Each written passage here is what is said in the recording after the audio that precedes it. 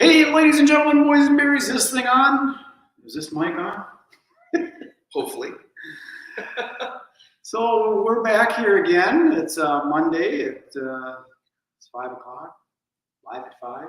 Yeah. Welcome to the We Talk About Everything show. Yes. And Casey was just asking me about the topic for today. You probably see it on the video. That's done that way because of Casey's microdosing business, MicroShift, and my interest in the whole real estate, home improvement. And the reason I'm interested in that is when the COVID thing happened, the event industry stopped, and I thought, what's going to happen now? And I realized that real estate, you got a roof over your head, so that's going to be around for a while. Yeah. It's going to stay, it's going to do this, but it's not going to get shut down. Wouldn't it be weird if all of a sudden they decided nobody gets to be inside? Everybody must go outside. Everybody has to be outside. The illnesses are more potent if you're inside. You must go outside now. If it would be, it might be another pandemic thing. Right. I don't know. So that's why the real estate thing came in, and real estate's always been kind of intriguing to me with it. It's got multiple different categories. You got residential, commercial, and then you've got all the things that are necessary in real estate, like you got to have an agent, and there's usually a broker or an agency with it. And then you've got people that are investors, you've got people that are developers, you have people that are builders, you have people that are it's a big industry. Insurance, and then there's the hard money lending stuff, and then there's the banks and stuff with the mortgages, and there's a lot. Once you get the place, like with commercial, it's a lot different because the HVAC thing and the roofs are the big deal in the commercial end of things, whereas residential, it might be decks and siding and bathrooms and cabinets and all that stuff. And it's just an interesting industry to me. So that's why I wanted to talk about all those different topics. And then I wanted to spin them off on the whole psychedelic aspect of things. Because I know that I think I shared with you my friend over in Hawaii. Yeah. With Monty. Mm-hmm. It's interesting because his podcast was about that, the whole healing with psychedelics and stuff. And now he's starting to talk about other things, which is interesting. He's kind of gone off on a different direction too. So sometimes these podcasts just kind of pull you certain directions. Like remember we were talking about homelessness in LA? Right. That's what got all the attention. Yeah. So that's where I know when we first started doing this, we're trying to find a niche. We're going to be doing men's issues, or we're going to do something with some kind of events and stuff. And sometimes it's just wherever the energy pulls you. Yeah. So that's why. And the audience. So if you guys have suggestions, make lots of comments. But you have to post the comments in a way where we'll notice it. Yeah, we'll find it. Right now, this is being broadcast on Facebook, LinkedIn, and YouTube. Yeah. So those channels, if you will, or platforms. So if you see this on the recording or whatever, make some kind of comment. Try and be nice, because there's a lot of people out there that aren't so nice. Whatever. So that was part of the topic, and then also I wanted to talk about. I'm just throwing this stuff out now, so a little bit of platform what we can talk about. But I also want to talk about that Hawaii thing, the Lahaina Hawaii thing. Mm-hmm. Well, that'll be more of our conspiracy theory talk. Yeah, it's, oh my God. Whenever you get into that one's bonkers. And there's like a lot of people who swear up and down that it didn't look like what people were talking about, and that there's a lot of stuff that didn't get reported on. And if you look at the evidence, there's like a lot of things that are colored a very specific color blue that didn't get burned. Yeah. So everybody's like, okay, this had to have been a laser. And so if so, like why? A laser or like a microwave kind of thing? It would have been a laser. Yeah, they're saying laser because it melted hubcaps. But if the car was that specific color blue, it didn't do anything to the car. It just melted the hubcaps. So does that work kind of like a green screen would work? A laser? Perhaps? That it doesn't affect the blue? It's because the effective spectrum of the lasers doesn't affect the blue spectrum like it affects everything else. So Right. This color blue is safer than, say, That's white that's or why gray. Or blue sweaters. That's right. That's why I was afraid I might have a laser.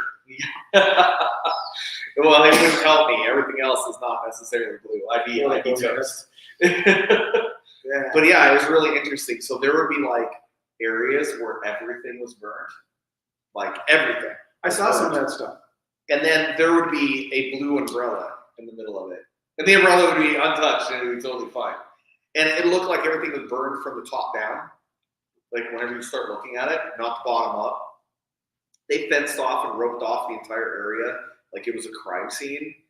Instead of letting people back in, no fire we have in the United States ever, where they've like been like, oh, you guys aren't allowed back inside the areas that you guys own until future notice. We're just gonna ban everybody from the entire area. Just it doesn't happen. They have Right. the whole thing roped off. And they're like preventing anybody from going in there by military control. Okay, so let me be a little devil's advocate kind of thing. What about all this AI stuff? What if some people are seeing this and it's actually all that stuff is a bunch of bullshit? It's somebody that's fucking around with the AI making it look like it's supposed to be lasers that did it. Okay. That doesn't explain the boats. But were you over there? I'm not talking about moored boats, but it doesn't explain the boats. So there was boats out in the water. No, They were offshore that went up in flames all at the same time. I know. Not just one or two. I know, but my point is with AI, were you actually there? Did you see it? Or No. did you see a video of it? So did somebody create a video of these boats? I watched people who were self-reporting. So there was a lot of people who Right. self-reported this kind of stuff. I didn't, so. But that could be you're AI right. too. It could, in theory. It could. Yeah. In theory. With the way that AI is now, you could. It's interesting that all the tinfoil hat people are now on the other side of the spectrum. They're conspiracy theorists. Why do you think, well, it's probably AI, so nobody did anything with any lasers? Yeah, there are some people who can say that. Yeah. It's sort of flipped around. But it's crazy if you look at the real estate, going back to your thing about real estate, right? You look at what's happened with the real estate in that particular area, all that area that was burned up, there's like 3 different, like super wealthy people that are now buying up all that land. Right. That's So, another weird thing. Yeah, there's a lot of people out there who think that it was all done in order to basically sell off that land to high end. And that kind of stuff is just disgusting. It's they would burn somebody up just to be able to do something. It's something that's been done for thousands of years, though. So it's not like it would be unheard of.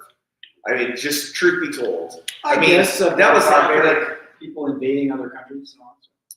Oh yeah, well, not just that. I mean, look at what happened during the Wild Wild West movement, right? People were moving west, they'd grab a piece of land, and then robber barons, like the freaking train industry, would just go in there and be like, oh yeah, we want your land, and you'd be like, you can't take my land. And they'd go out there with guns, and then they just kill everybody who was witness to it, and they would go, okay, we're going to take it anyways, and then they take it. Yeah. There are tons of evidence that happened. I mean, tons and tons of evidence that happened. Yeah, It's really weird that stuff happens too, because in our own little cocoons, we don't see that stuff until all of a sudden the neighbor starts getting mad because he wants to put a deck on his house and he can't because there's none to room. He wants you to move over a little bit and you won't. And you have a little argument. But normally you don't see it. But on that big level like that, that's an interesting, that's in another area, is the whole real estate element of land. Owning the land. And then there's all the people that are talking about, you'll own nothing, be happy. Yeah, there's all of that being talked about too right now. The thing is, though, they've been talking about all this stuff moving for a long time, about all of this financial revamp, because we were talking a little bit last time. I don't think we talked about it live, but we were talking a little bit about the quantum financial system. Yeah. Because you were asking about that. And I actually had a client a few years back who needed some consulting for their branding. I do branding with my wife as well. And they were specifically looking for something that was going to be taking advantage of this industry changing maneuver going to this quantum financial system. Because as everything's going to the quantum financial system, it actually is going to revamp the way that money works. We're already seeing that. There's a ton of stuff that's actually happening right now where there's revamp of the way that money works. We're seeing, how countries are starting to revamp like how they take money. They're moving away from the dollar system. A lot of them are. Some of them are moving towards back to a gold standard, which they've been away from for a long time. And banks hate that. They hate it when you move back to a gold standard because fractional banking is directly impacted by that, so they can't rob you anymore. They can't rob you anymore. We now have a yardstick. Yeah, exactly. We have a way to measure instead of, this randomness. Let's take a little It's not commercial. really random. Let's take a little commercial break because I want to talk a little about what you do and what you and your wife do and what your wife does. Yeah. So that because we're using this software now that it helps us to find out certain things and want to see if those topics affect our viewership. Sure. So let's talk a little bit about, you've got your business called MicroShift. This is something that you're just starting out, and that is about It's newer. what's called is microdosing. It's a thing that you know a lot about. I do integration coaching and microdose consulting. So legally in this state, psychedelics are not above board. They're not legal yet. So I can consult for people. It's for people who are determined they're going to do it themselves. And so I can let people know exactly how to do it safely and the proper way to do it.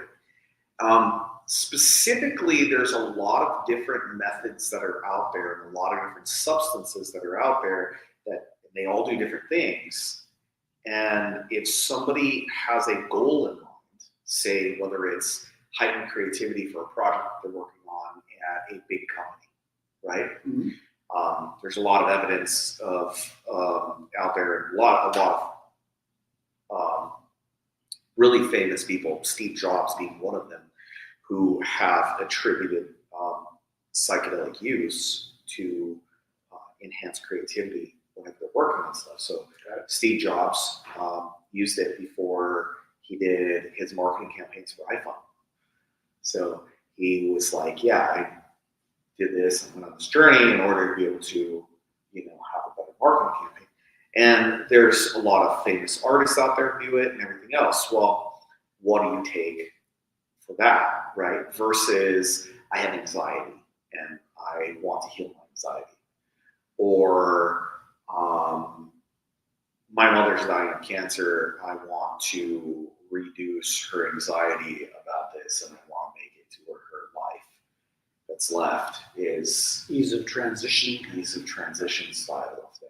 Okay. So there's a lot of different uses for psychedelics out there. We're just scratching the surface as far as the medical industry and their research on it.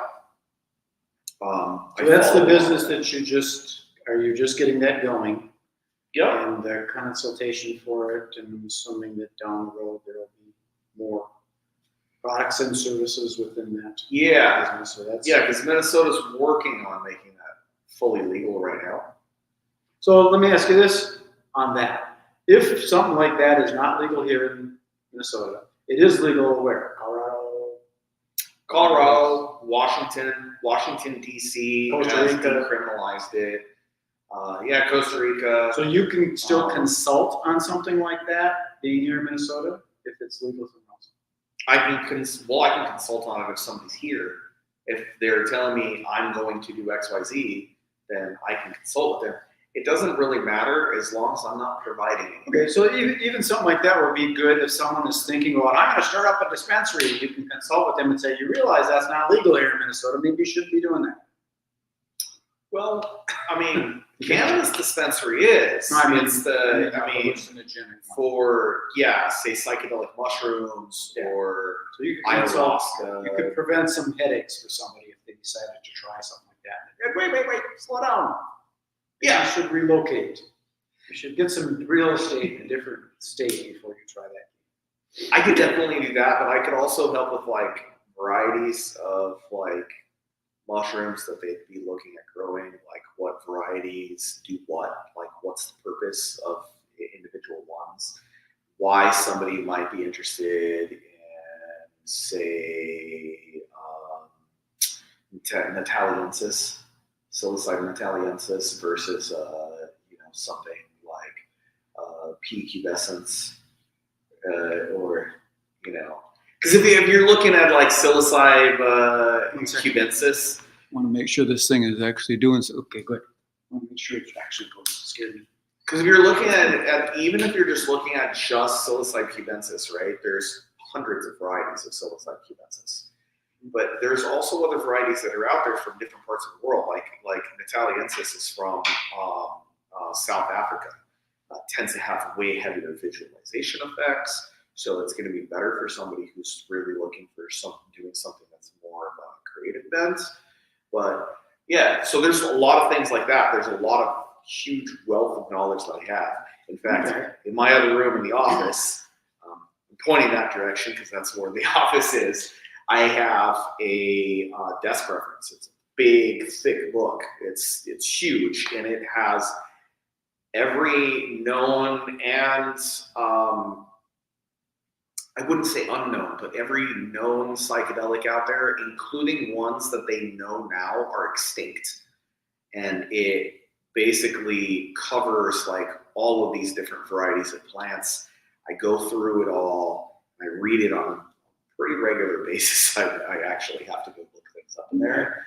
So I'm not just familiar with mushrooms. Like there's a lot of people who specialize in just mushrooms, or they'll specialize in just ayahuasca. I specialize in how each one of those substances affects you on an intimate level. So that way you can achieve the goals you want. Got it. Okay, now let's talk about your wife's business. So your wife has the photography. Yep, and we're inside her studio right now. Yes, and it's more than just photography, because from what I understand, the photography session is a small segment of the entire experience. There's a lot that goes into all this. It's about the photography. It is a photography business, so it's about the photography. However, it is a photography experience. So the types of people who would want to hire my wife, they are looking to be catered to. They actually want somebody to come in to help them pick out the right clothes that they should wear, to match their furniture because they are planning on doing wall art. They want a good photographer. She's a really good photographer. She's award-winning. So there's a lot that goes into it. From start to finish, we spend 30 to 40 hours on a client. Whereas a typical shoot and burn, that's slang in the industry, that really just means that they're going out, they're taking pictures, they're over and done with at the point where they walk away. So that's called shoot and burn. So they just walk up, and then they take the USB and they just hand it to the client. They go, there you go, and they don't really do any editing or anything like that. So it's very minimalistic. They don't spend hardly any time on you, but there's no customer service. There's nothing that goes into creating an amazing picture. And creating a work of art takes time. And so the best way that we found to really capitalize on the art aspect of it is to spend a lot of time with the client. We talk to them about what it is that they really want. They get a personality assessment.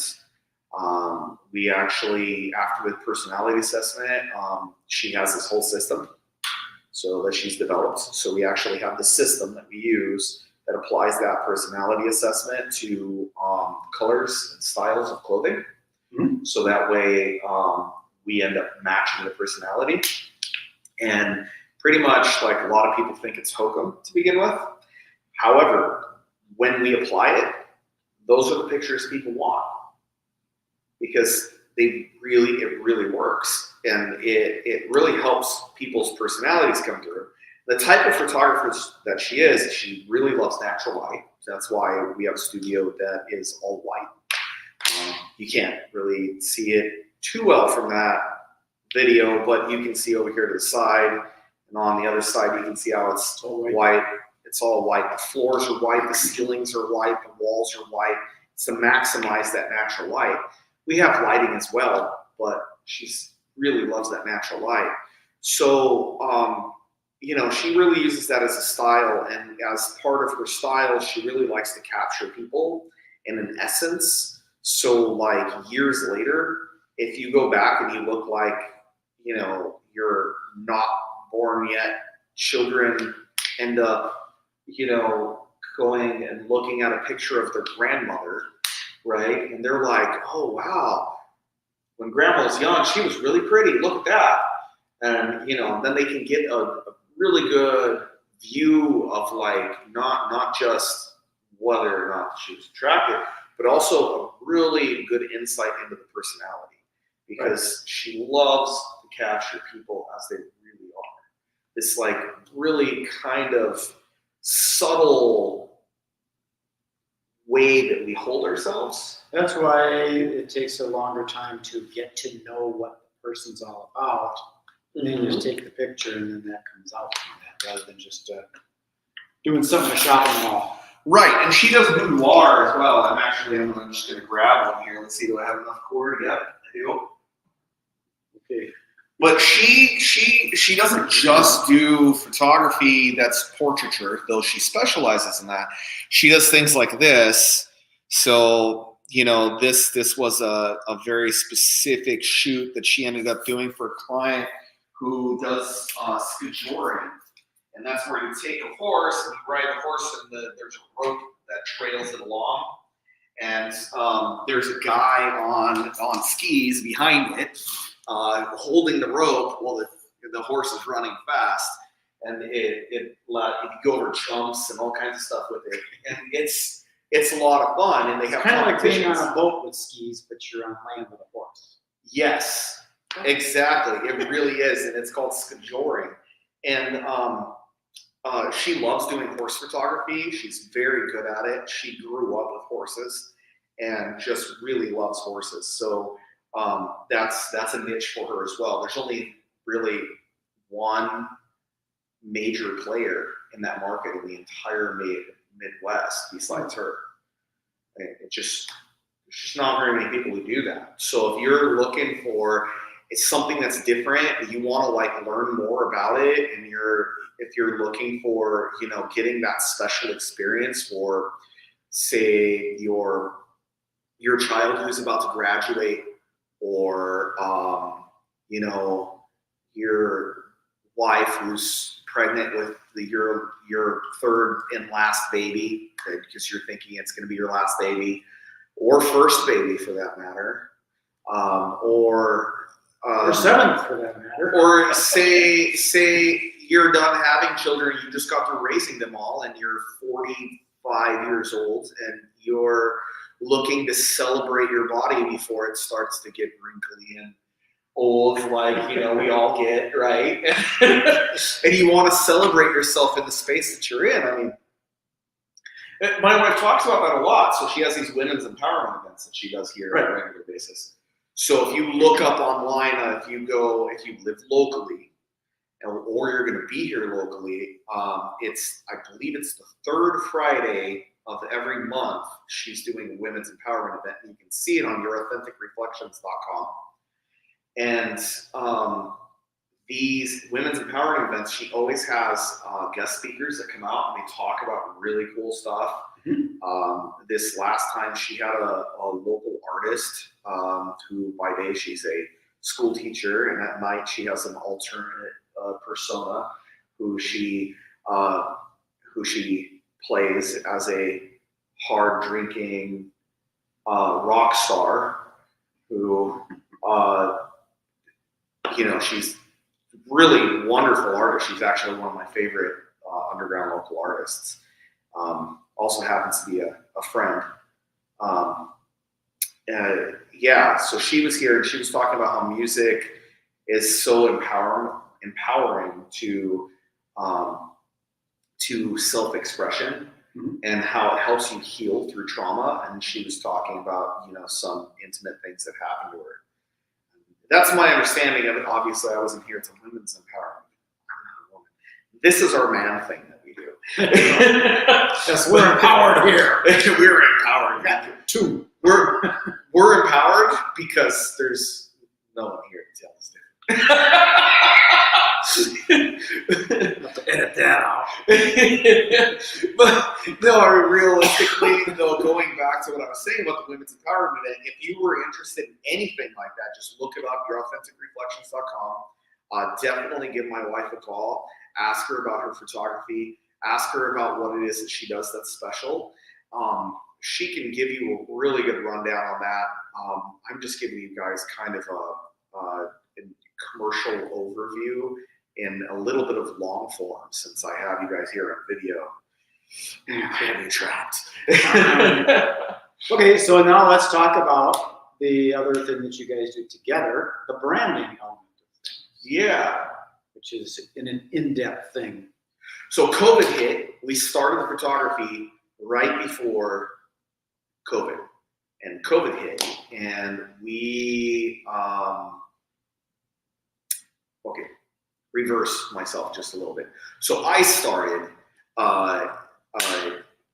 in with this business with her, and I'm building out this business, and I was just out of work, right? And I knew that I was going to be losing my job in the beginning of 2020 due to internal stuff at that company. And the writing was on the wall. So I was like, okay, since this is going to happen, I've been wanting to start my own business for a very long time. And we went roundabout, all kinds of different businesses to do. We settled on the photography business because she was already established in photography in the industry. And I'm like, okay, let's just go for it and just make that like a primary income. Let's just do that. So that's how we got the studio and everything else. The studio is new, but we've been doing photography full time as our primary source of income now for 3 years. So this will be year number 4 because it's January of 2020. So lo and behold, COVID happens, shuts everything down. Can't take pictures of people. You can't be in front of them. Everybody's like, "Oh, you got to wear a mask." Okay, well, if I'm wearing a mask, those are good pictures. Right. So even if the person who's taking a picture isn't wearing a mask, if you as the photographer are wearing a mask, you can't do subtle things like smile at them, helping them to smile naturally. Right? Yes.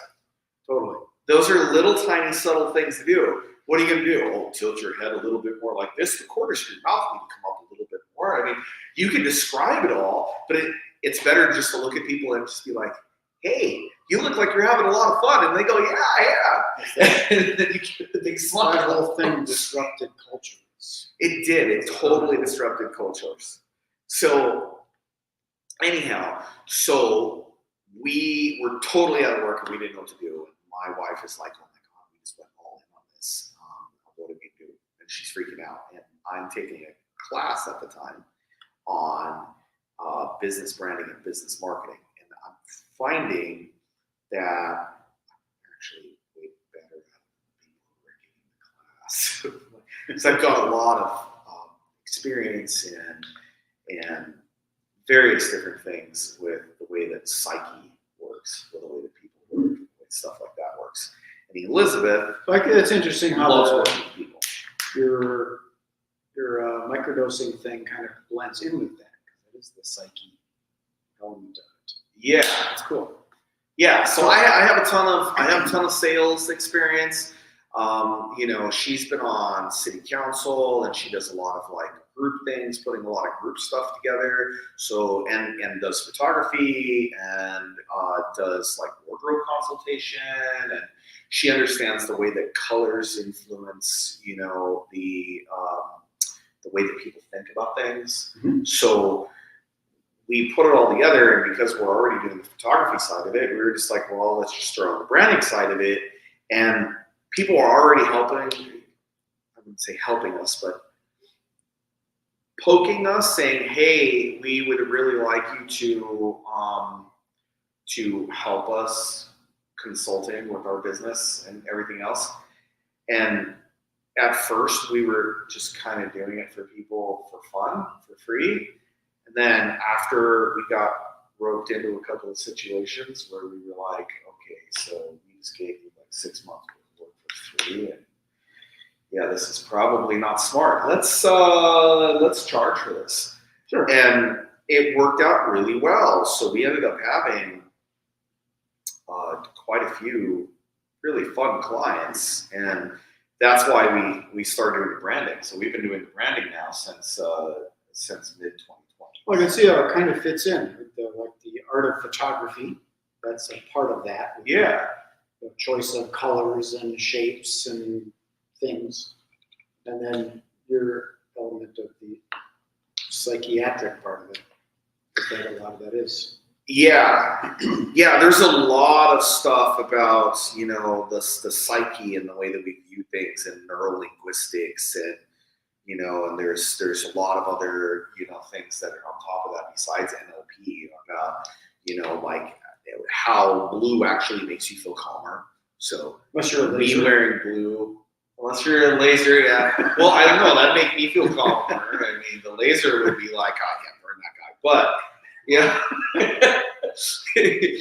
yeah, the blue magnet is safe now. But yeah, so like we basically took a lot of that information, and that's how we ended up getting that client that I was talking about with the quantum financial system. And So let me ask you this: have you? And this is just a big shift into the real estate, home improvement, and building maintenance. mm-hmm. Do you have any experience in any of that kind of stuff? In real estate? Yeah, real estate, home improvement, building maintenance. When I was a teenager, I bought a course on buying properties that are going to go to foreclosure, or that owe back taxes, and then how to flip those properties for cash. And I never did it, but I bought the course. Well, those things, I think a lot of them. Can't do it routine. Well, a lot of those, in my opinion, all these trainings, that's what a lot of people do, is they're selling this training, how to make money flipping real estate, or all that stuff. Buy and sell, buy and roll, sell them high. I think a lot of that stuff is, we won't call it scammy, but it can be. It's the late night infomercials of how to make money in real estate. You can buy all these things, and you're supposed to go in, you can paint it really cheap and put up new curtains, give it curb appeal, and then add some price on it and sell it and make money. That's what a lot of people get into, buying those courses. I think they're making money selling the courses, than they are actually doing it. Otherwise, the people would be doing it. Yeah. But still, I'm still interested in the whole real estate world, mainly because since we walked out of the cave, we walked back in the cave when it was raining. You need to have a roof over your head. So that is something I think is going to be around for a while. I don't know what's going to happen with all the, like you talked about the Hawaii thing and people taking over our properties. I mean, you can't have everybody homeless except the elite, can you? No, you can't. They have a place to live. I mean, you can go the way of New York and just make everybody live in buildings and charge them. That's kind of where it's going. These apartments, Mark and Jake. It's kind of a weird. We're kind of in a very weird state of affairs right now in the world. I mean, going back to the conspiracy theory thing, right? If you look at the way that the whole depopulation agenda has been going, right? Because I mean, that's a real thing. You just look it up. You can look up tons of like talks where these large, huge moguls that are out there talk about how we have too much of a population, and part of the reason why that population is dangerous is because it's harder to control whenever they're that big, and blah blah blah blah, all kinds of stuff like that. that. So they want depopulation. So they are convincing people to take birth control at an accelerated rate. They formulate the birth control so it's not all absorbed by the body. It goes into the water. People drink the water. The water has birth control in it. Your ability to be able to have children goes way down. All this bunch of stuff. Fast forward all the way to mRNA editing. And they give people these mRNA edits. The mRNA edits are now causing blood clots at an abnormal rate. And these aren't normal blood clots either. If you look at the videos where they're like actually these corners, because it's the corners that actually that rung the bell on it. They're like, there's something seriously wrong. You guys really should have tested this better. There's something bad going on right now. They're pulling out these long, like, pieces of rope out of people. Like, I mean, it's like, okay, this is what killed him. And they're like, I've never seen anything like this before. And now, of course, they've seen it because it's been ever since then. They've been finding it almost everyone. All the people who are dying. And we're having young people dying of strokes and all kinds of stuff now. So we're in a really weird state of affairs going back to the real estate thing, because we have a need for housing that's happening for a populace that isn't even having enough children to be able to actually keep itself going, because the average now is 1.1 children per fertile female, which is not enough to keep population going. And on top of that, you also have a large number of rapid die-offs happening. So much so that large, massive corporations, whenever they were all upset about people taking the shot and all that bunch of stuff to begin with, and they were like, oh, people have to take the shot. Well, after people took the shot, they started a planned obsolescence for that population. They were like,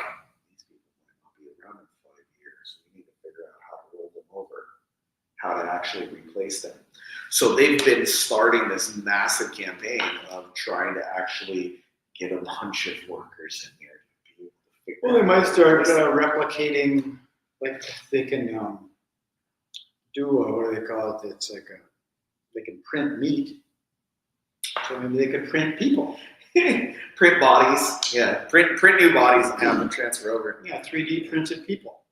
But you can have Elon Musk talking about this right now, how this whole depopulation agenda, this is probably going to get a bunch of views. This whole depopulation agenda that's out there, and he talks about how we need the population. Elon Musk very specifically talks about, hey, we can't function as a society without the people. Everything that we have in this modern society requires a large population to sustain it. Mm-hmm. And right now we're experiencing one of the largest exodus from the workplace that we've ever had, because your generation, right, because you're part of the baby boomer generation, right? Mm-hmm. The baby boomers are all retiring. Right. They're all getting too old to be able to continue working, so they're all retiring. Well, it's going to shift a lot. A lot of the stuff that used to work in the factories and the offices, it's now more working from home or working remotely, or they're calling it fractional work or whatever. And it's getting to be to the place where there's not so much laborious work, like the labor kind of stuff. You can kind of work by being smart, more computer work. There's less labor type, like building houses and stuff. They do 3D printed houses.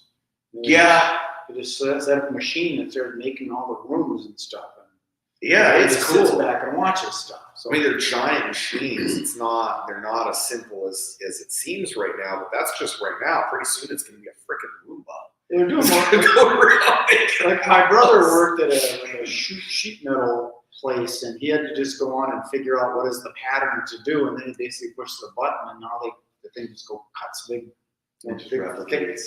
thick steel out.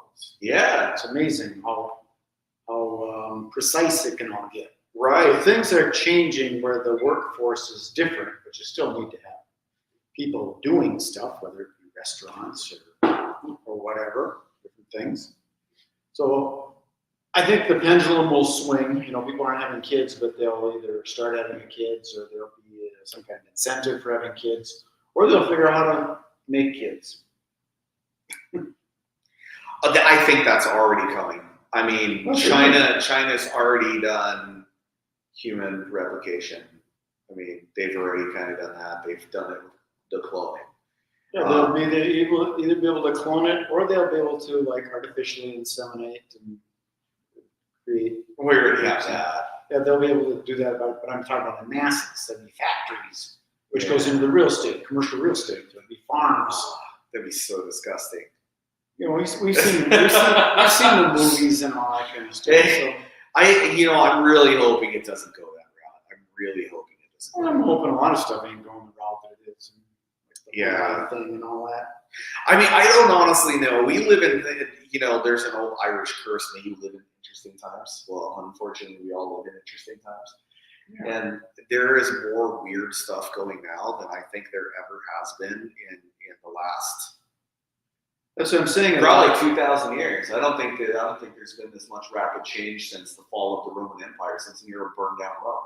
It's just that the stuff that used to be a tinfoil hat kind of thing isn't that crazy anymore. Well, they're not even touching crazy anymore. Like the whole idea of the tinfoil hat people, the whole reason why they have the whole tinfoil hat people is because they can beam ideas into your head. They can read your thoughts. And they were like, oh, these people are reading my thoughts. Fucking, there's a patent out there right now. McDonald's is working on being able to beam dreams. Well, I see that stuff happening just to myself, and I'm just thinking about something, and all of a sudden it's just on my phone. It's just kind of stuff like that. Yeah, and then we have Elon Musk working on a human brain-machine interface. Again, with the McDonald's thing, we know the CIA actually has from declassified documents, right?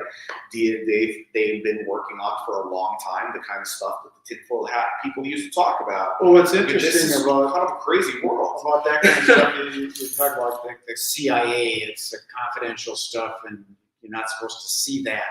They can all of a sudden, I mean, when I say they, whoever the powers are that be, they can all of a sudden make it so, now you don't see it. Oh yeah. I mean, I could have swore I just looked this up on my phone and now I can't find it. Exactly. That's happened to me a lot. So I'm big into technology and research and stuff like that, and I would do that a lot. I would find all kinds of technology. About a decade ago, there was this guy in Canada who was working on regrowing teeth for the hockey team. I think it was out of Montreal. I don't remember exactly, but I thought it was like, whatever. But he wanted to regrow teeth for the hockey team specifically. So he was like, this is perfect. I'm going to go do this with the hockey team because they get their teeth knocked out all the time. I get to experiment on it, right? So he came up with this little tiny device. You put it in your mouth, and it's like a little. It's not an implant. He puts it in your mouth, and there's sonic vibration that happens that stimulates the nerve cells, and all of a sudden, the bud that's there starts performing again. Whereas it's triggered in our body only one time, but this sonic device makes it think it's time to trigger again, and it regrows teeth. And he's talking about the fact that he discovered this, and it was a big article, and it was out there for all of 6 weeks, and then all of a sudden it was nowhere to be found. It was gone. Nobody had heard about it whatsoever for the longest time. Then all of a sudden they're talking about all of this suppressed technology that's out there, right? Mm-hmm. And there's people out there who are talking about all of the things that are starting to disappear off the internet. That was one of them they brought up, and I was so vindicated because everybody didn't believe me. They were like, "No, that never happened." I'm like, "Yeah, it totally did." Yeah, it's like I can't believe everything now. I mean, I'm still kind of tough, but kind of not so much on the flat Earth kind of thing. It doesn't make any sense. No, that totally doesn't make sense. But there's a lot of bizarre, weird stuff that's happening out there, and I can't tell the difference anymore. It's rough. It's really weird. You see, you got your left and you got your right, and you see somebody that you know is on the left, but they're saying content that's got to do with the right. And it's like, that shouldn't be coming out of that mouth. 99% of the time, though, I don't think any of us are on the spectrum of right or left. I think the vast majority of Americans actually fall along the spectrum of libertarian. I really do. And truth be told, and I mean small L, not capital L, I belong to the Libertarian Party, blah, blah, blah. No, I mean, philosophically, I think most of us are what we now call Jeffersonian liberals. There are. I mean, you got all the different terminologies for everything, but I think a lot of people that are on the pendulum swinging different ways, there are people that all of a sudden going, I never really thought that way, but yeah, I can see that now. Right. So it's starting to happen. Because before, I mean, when I say before, it's only been like 2-3 years ago, there was polarity, serious polarity. There's still polarity. But now people are kind of going, I can kind of see a point on that. They're kind of changing a little bit. Like the Hawaii thing. That's ridiculous that they could do something like that. And you look at it and go, wait a minute. I could see that happening. Right. Well, because there's so much about it that just can't be explained. Like, how is it that it literally just cut a swath? It's not that it just burned the whole entire island. No, it was a flash fire, caught a bunch of people in their cars. They actually, they disconnected all of the emergency systems beforehand. There was this big, you start looking at all the evidence. They actually disconnected the emergency systems beforehand. They were doing tests on the emergency system. They took it all down. They directed people to go along a route that was directly in the path of the fire, ended up burning up a bunch of people in their cars, killing a bunch of people in their cars as they were just tearing across. And it went so fast. This fire went so fast. It was so rapid that people were getting caught. And this is Hawaii. This is not like we're talking about in the middle of the desert in Southern California with Santa Ana winds where literally the fire is going the speed of the wind, right? This isn't what we're talking about here. This is flippin' Hawaii. Everything is green and lush. And it's weird that I don't see much of that right now. I mean, I'd be curious to what happens with the video when I chop it up and ship it out and see what happens with all that, with our words that we're using now, our keywords that are going out on the internet. But I haven't seen much of it. About the burnings in Hawaii and all that For kind of a while, stuff. I saw a lot about it, and now it's kind of like, yeah, it's kind of gone the wayside, and people aren't talking about it. They still have it roped off. My wife still goes and looks at stuff. My wife is a big conspiracy buff. She loves everything about conspiracies. And I am to a point, I enjoy conspiracy theories because I think that conspiracy theories are like all tales, right? It's like all mythology. There is a grain of truth in everything. So if you follow and you actually listen to all the stories of things that are happening out there and all the kind of stuff, you know that there is a lot of different sides of all these stories. But if you listen to all the stories, you can kind of start to piece it back together. You know what I mean? And I was like, when I was young, I was all into reading about all of these declassified documents. Illuminati. No, I'm talking about actual stuff the government was doing. And I thought for the longest time I was going to go into special forces. I was all ready to go into special forces. I got ill. Whenever I was 17 years old with this weird stomach thing. And at the point where I was 18, yeah, I was 18 years old. It was 18 or 19. I was so ill, I got down to 100, and it was 115 pounds. Jeez. Yeah, I was so sick, and it was one of those conspiracies. They were doing something to you. No, not at all. It turned out to just be an adult onset of an allergy that. It was a dairy allergy, but it was so severe that it shut down my digestive system. If I would have any, it just shut down my digestive system. But they didn't know because literally a year earlier, I was fine. It was just overnight, I just couldn't digest anything and it almost killed me. And and I went to tons of So specialists. you don't including think there was a UCLA. CIA that did that, but your wife might think it might be the CIA. No, I doubt it. But yeah, so I was all into that kind of stuff, and I was into like SAD, which is it's an organization within the CIA. I was learning about all these bunch of different stuff. I totally was like, yeah, I want to go work with Black Ops. Why am I going to go work with Black Ops? Well, because the only reason why was because I want to know what's really happening in the world, and they won't tell you. I know they don't. So I wanted to know what was really happening. So I got all into stuff. Like, it was just a lot of fun, but it was for informational reasons. I was just interested in information. But my wife was like, she like believes all conspiracies, like not there with this flat, but like Pizzagate, totally into that. The tunnel systems. She's like, oh my god, yeah, there really is tunnels. Look at this, and she's like showing me all the stuff about where people are finding weird tunnels out underground. They just go for miles. Yeah, you kind of wonder why. It's Elon Musk doing that. Boring company. It's not Elon Musk. I know why he has the boring company though. Mars. All of the Mars cities are going to have to be underground. He's practicing. And then on top of that, all of Wasn't that all the stuff he's doing? Is kind of practicing his rocket ships and stuff for other purposes. Well, he's fully convinced, as I am too, fully convinced that in order for the human race to be able to continue, in order for the human race to be able to thrive, we have to get off this planet.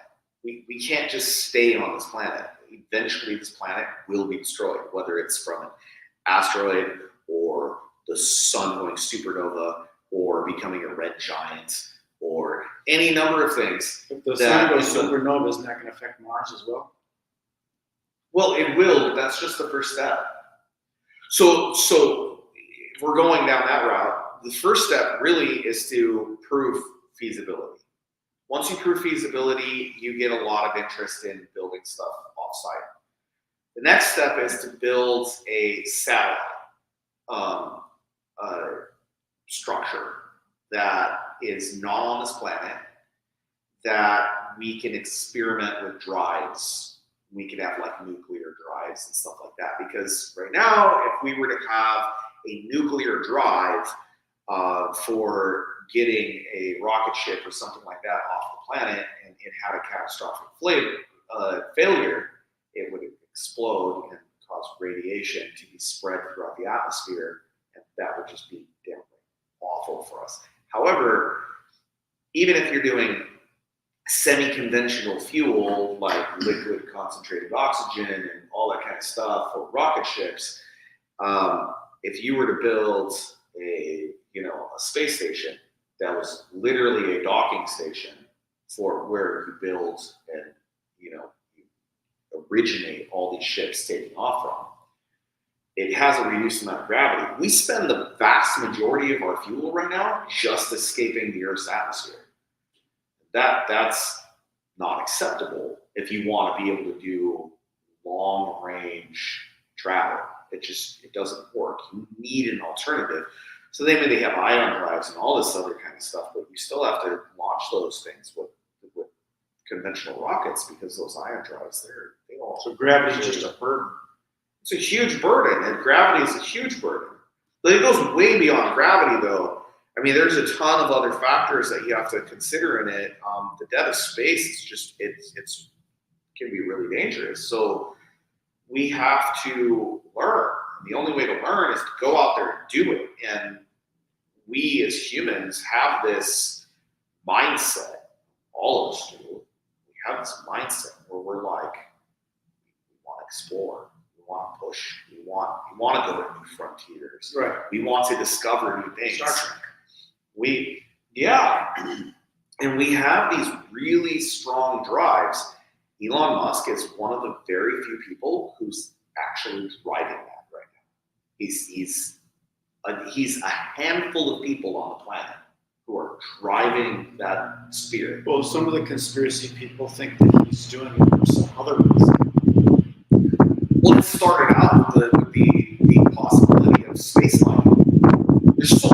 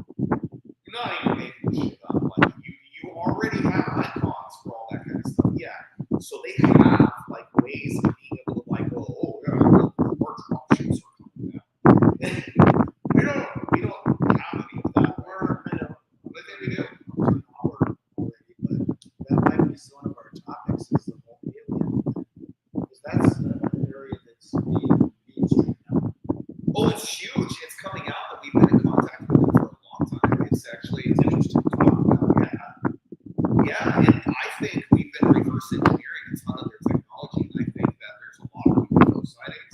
I don't think they're UFOs. I think they're man-made. I think it's one of them are man-made. I don't think all of them are, but I think there's a ton of stuff that's out there. I think that there is defining that by extraterrestrial. Right? Yeah, extraterrestrial. Yeah, that makes sense.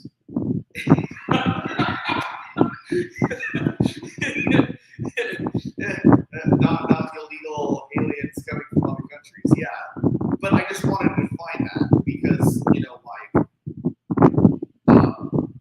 fungi. There's certain fungi that are alien. Right. There's certain things that live on this planet that we're pretty damn sure actually came from somewhere else and was transplanted here. Yeah, I was actually at a reptile museum today. They were talking about that in one of the exhibits. They talked about how there was very specific. I can't remember what it was. I didn't look at it for very long. I'm not too busy. Kids, children that are there with me, 4-year-old, 2-year-olds. It takes a lot of energy, so I didn't get to look at it for very long. They were talking about that, how that happened. Psilocybe mushrooms, for example, it's coincidental that now that they've mapped them, they just finished the largest genome mapping project that they've ever done on psilocybe mushrooms, and they've traced it back to just after the meteorite that destroyed all the dinosaurs, or I guess it would be asteroid at that point. Yeah, but they basically they arrived right after it hit, like literally right after, and there is a larger variety of them, literally all around the side. What was that? Right where it hit. Was that movie Body Snatchers? Is that one where they drop bombs from space? I think so, yeah. Something like that. Spores are literally the only thing on the entire planet that is built for being able to withstand interstellar travel. That's It's fascinating. the next topic. Spores are amazing. If you look at the way they're built and everything else, they literally are built for being able to withstand interstellar travel. They can withstand the impact. They can withstand the radiation. They can withstand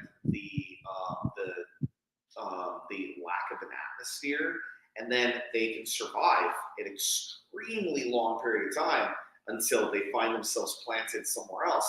And all it takes is a large strike, like what happened that wiped out the dinosaurs, which releases a large plume into the atmosphere. And then whenever you have a comet or something else traveling by, grabs onto that comet, because or whatever it is, it embeds itself into it, and then that's flying around. It hitches a ride. And it hitches a ride.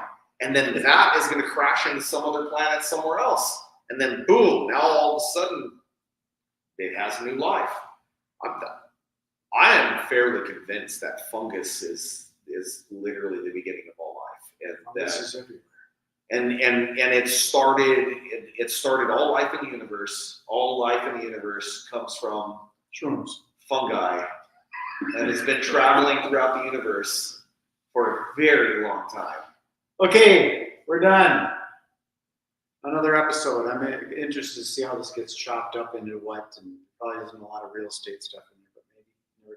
We skipped all over the place like usual. I know, it's fun. I mean, it should really work well because we skipped all over. I like when it works that way. It's freestyle. Yeah. Okay, so that's it. We're gonna sign off. Enjoy the rest of your day. Be good, be kind, be nice. Did I say be nice? I did. Be nice. See you later. Bye.